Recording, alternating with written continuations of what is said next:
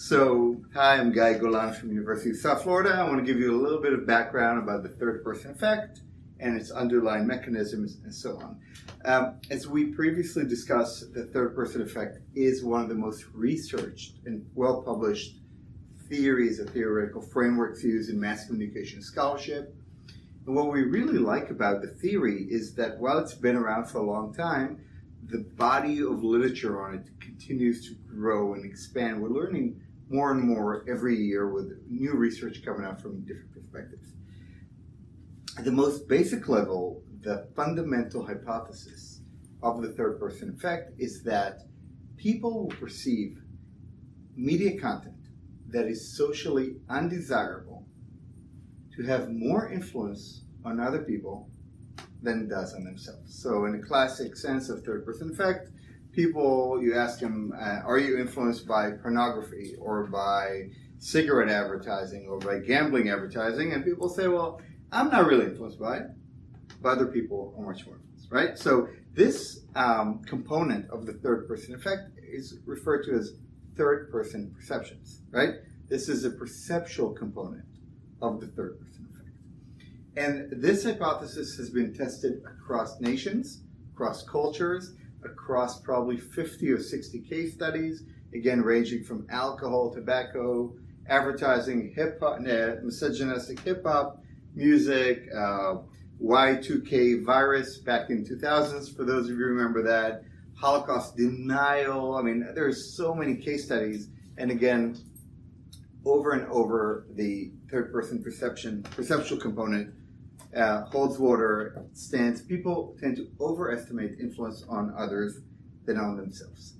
When you think about the third-person effect, the perceptual component, you must remember that ultimately what will ultimately predict the amount of third-person gaps between self and others is the social desirability of a message. So if you ask people, for example, are bullying videos, right, on YouTube a good thing or a bad thing? I think most people will say these are terrible things. They're socially undesirable. These are harmful to other people, right? When we talk about, again, pornography, violence on television, the research shows over and over, these are perceived by most people as socially undesirable. But what happens when a message is socially desirable? For example, public service announcements, right? Or educational materials, right? Things that are beneficial to society. Are they also going to produce third-person perceptions? The answer is no. According to the research, most times, this as socially desirable media content will produce reversed third-person perceptions, also known as first-person perceptions. So if you hear the term first-person effect, you're essentially describing a phenomenon in which people overestimate the amount of influence that socially desirable media messages will have on themselves while underestimating how much it's going to influence other people. So again, when it comes to the perceptual component of the third person effect, the more socially undesirable, the greater the TPP, third person perceptions, right? With people overestimating influence on others and less on self. And when it comes to socially desirable messages, we're talking about first person effect, people thinking that they're going to be more influenced than others. Why is this? Well, according to the literature, there are several explanations, one of which, and one of the more common ones, is ego enhancement. All right? We sort of view ourselves as a little bit better than other people on some issues. And we say, you know, I have a strong moral foundation, I'm media literate, I'm intelligent, therefore I'm not going to be influenced by these socially undesirable messages. However, other people, well, they're not as great as I am, right? They're more susceptible, therefore they're more likely to be influenced. Right? There's one type of media content that falls somewhere in the middle. What about advertising? Do you think that advertising will produce third-person perceptions or first-person perceptions? is advertising in general. I'm not talking about advertising of controversial products like cigarettes, tobacco, whatever, right? Alcohol, gambling, but rather just brand advertising. Is that going to produce first person or third person effects? Those of you who think first person, raise your hand in the classroom watching. And those of you who think third person, raise your hand again. Okay, interesting. So what we know from an early study by Gunther and Thorson is that the very fact that people perceive advertising as a persuasive kind of media message, that will make them view it as socially undesirable. So there is a hypothesis called the persuasion knowledge model that says that when people recognize an attempt to be persuasion, they put up guards and say, hey, hold on, don't try to persuade me, right? So because of that, oftentimes, and some of the research has found that advertising messages yields third-person perceptions. Okay, so that's the first part of the third person. Another thing to remember when thinking about third person is that it doesn't take place necessarily at the individual level always. Sometimes we view perceived media effects in the prism of in-group, out-group identification, right? So a lot of research on social identification theory tells us that individuals view themselves as a part of a larger group, and this group membership is going to be very important, very salient in different times. One of the things we know that just like we view ourselves as a little bit better than other people, oftentimes individuals perceive their own group to be a little bit better, right, than other groups. So now, instead of talking about ego enhancement, we're talking about group ego enhancement, right? So there was a study that I once conducted that looked at religiosity. And what we found is that the more religious people were, the more likely they were to think that they're less susceptible, and that other people who are religious are less susceptible to morally controversial media messages than those who are not religious, right? And the understanding is that those who are perceived to have a strong moral foundation, again, religious people, are going to be less susceptible than secular people, right? Who those religious people thought were less morally grounded and therefore more susceptible. So research on social distance helps us explain why sometimes we overestimate media effects when it comes not only to the individual, but to members of in-groups and out-groups. And this has been tested in a variety of cases, looking at age, for example. So we know that people perceive adolescents or teenagers to be much more susceptible than adults. But this has also been tested and supported when it comes to different education levels, people who live in different kind of cities, religious, ethnic, racial groups, partisan groups, and so on. So a very interesting and very fascinating line of research within the third person. Next, there's another predictor of the amount of third person effect, and this is perceived reach of the message, right? Perceived exposure.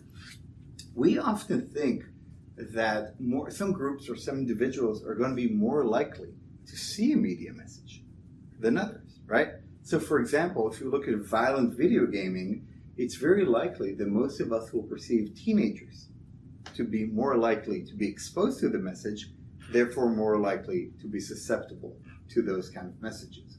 The same can be applied in the world of politics, where people may perceive people in certain partisan groups to be more likely to see certain kind of political messages. So, for example, conservative talk radio, and therefore more likely to be influenced than people who are liberal, and therefore will not likely be exposed to conservative talk radio. Right. So that's the first component of the third person effect, the perceptual component.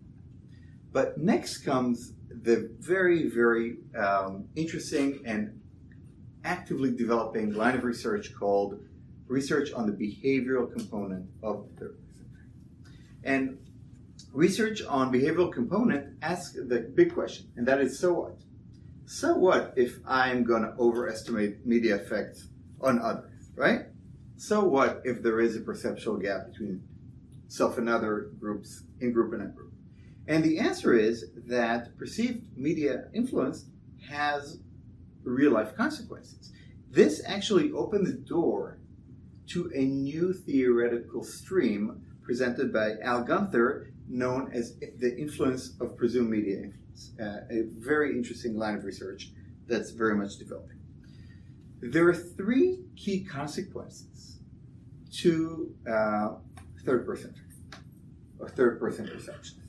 The first one is the one that's most widely tested and supported, and that is support for restrictive action. When people perceive socially undesirable media content to have a great influence on others, they're likely to want to protect those people, right? So if we think about, again, pornography, gambling ads, cigarette ads, drug ads, alcohol ads, we're saying, oh my God, I'm not going to be influenced, but other people are going to be influenced, right? Teenagers, people who are less educated, people who have lower moral fiber, we have to protect them. And the real life consequence of this kind of perceptions is often in the form of support for government restrictions, government regulations, and censorship, right? So if I think other people are going to be influenced in a negative manner, I may support restriction or censorship of this kind of content. And this is really where early research on the behavioral component of the third person effect came into play. We have a lot of research on this. Two other areas of research that are currently really being looked at, and there's a lot of opportunity over here for young scholars, people writing their thesis, dissertations, early scholars, right, are not from their looking at the restrictive consequences, but rather looking at two others. The first one is corrective action. What is corrective action all about? Let's take a look at media bias as an example. Oftentimes, people perceive the news media to be biased against one group or another, right? So people who watch MSNBC, who are conservatives, are going to say, hey, this is biased against our position. And people who are liberal who watch Fox News are going to say the media is biased in this circumstance, right? So hostile media perceptions and perceptions of media bias can often lead, right, to people saying, oh my God, this can really influence other people. We should do something about this. Now, can you write a letter to your congresswoman and say, please censor Fox News or MSNBC? Well, you can, but it's not going to be fruitful, right? But what else can you do? Well, you can take action. For example, a new line of research looks at social media activism, right? Where people take action to correct. So maybe I'm not going to be able to restrict Fox News or MSNBC, but I can definitely go on their posts and leave a comment that will provide alternative information, correct? And by doing so, I will correct the social undesirability of the media content, right? I will fix it. I will inform other people to protect them from this.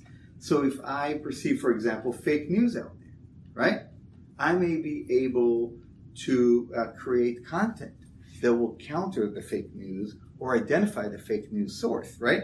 So moving away from just restricting content towards taking action to correct something, right, is one of the interesting outcomes of the behavioral component of the third person effect. Finally, there is one more area that's really growing right now, and that is what happens when there is a first person effect. What if I view the media content to be socially desirable? Well, if it's socially undesirable and I want to restrict it, what would be the opposite?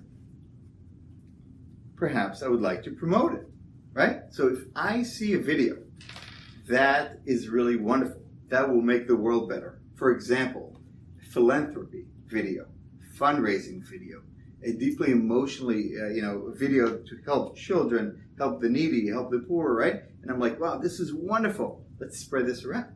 So the promotional action as a consequence of the third person effect, or rather the first person effect, is an area that now is growing in scholarly attention. This also brings us to the point of how does this really matter to marketers? right?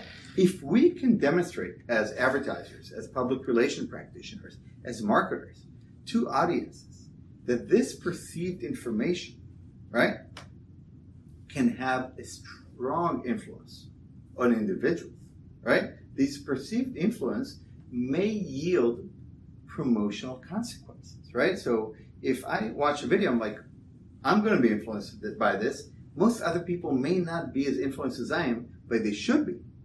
I'm more likely to do what? Reshare, retweet, right? Repost on my YouTube account, and essentially promote through social media channels. This is a really interesting area of research that is now growing in the behavioral consequences of the third person. One last note on this growing area: research on the influence of presumed influence expands the outcomes of perceived media effects. Here, the focus is not as much on how much am I influenced versus other people, but rather simply looking at how much do we think other people are going to be influenced by media messages, and what kind of real-life consequences will these perceived media influences have on real-life behavior.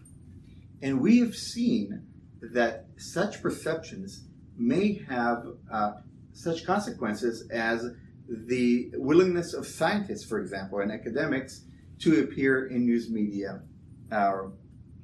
reports, right? We've seen research that indicates that politicians who perceive media to have influence on other people may be more likely to engage with the news media. We've seen research that shows that perceived media influence can influence people's residential mobility and even likelihood to engage in fundraising, to give blood, right? We have so many examples. So I hope this short tutorial kind of introduced everybody to what the third person effect is, some of the psychological mechanisms that underlie the effect, and the real life consequences of third person perceptions. And I strongly encourage young scholars and graduate students to consider the third person effect as a theoretical framework for your own research. I'm Guy Golan, and I hope to hear from you. I hope this helped you. Have a great day.